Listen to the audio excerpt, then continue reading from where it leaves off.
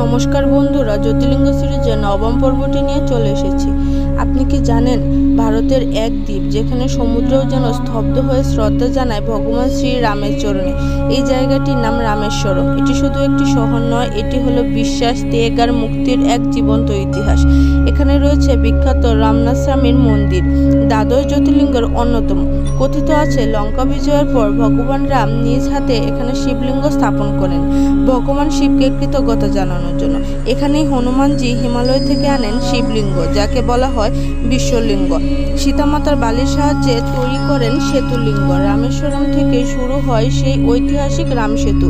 এটি একটি অলৌকিক সেতু যা রাম ভক্ত ও বানর সেনা গড়েছিল শ্রীলঙ্কা পর্যন্ত যাওয়ার জন্য। আজও এই রহস্য বিজ্ঞানীদের চমকে দেয়। এখানে আছে 22টি তীর্থকুণ্ড, যেখানে স্নান করে পাপ মুক্ত হওয়ার বিশ্বাস রয়েছে। রামেশ্বরম শুধু একটি গন্তব্য নয়, এটি এক অনুভূতির নাম, যেখানে রাম আর শিব এক হয়ে যান, যেখানে শুরু হয় আত্মার মুক্তির যাত্রা। আপনি যদি কখনো না গিয়ে থাকেন তাহলে বিশ্বাস করুন, এই মন্দির স্থানে একবার গেলে মনে হবে আপনি ঈশ্বরের অনেক কাছাকাছি চলে এসেছেন।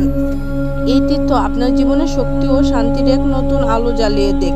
আমার চ্যানেলটি সাবস্ক্রাইব করে পাশে থাকুন।